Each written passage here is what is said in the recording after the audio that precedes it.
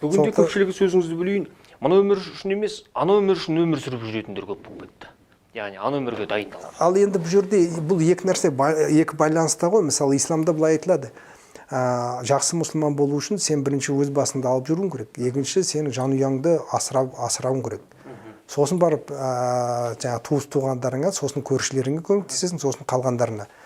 Ал енді өз басыңды асырай алмай жүріп, жанұяңды асырай алмай жүріп, ол дүниенің бақытын іздесең, сен ол дүниенің бақытына ешқашан жетпейсің. Өйткені мұсылманның бірінші парыздарын орындай алмай жүрген адамсың ғой. Сондықтан бірінші сен осы дүниедегі парыздарыңды орындап алуың керек. Ол дүниенің жақсылығын іздеп қуар алдында. Сондықтан бұл мынандай жағдай. Ал енді әр адам бұл дүниеде мен жәннат осы дүние деген, мысалы мына Құран кәрімде былай айтылады, мен дейді, Алла былай айтқан, мен бұл жазбаны, Құранды сіздерге сендердің өмірлеріңді жеңілдету үшін берген жазбам дейді. Жеңілдету үшін, қиындату үшін емес, жеңілдету үшін.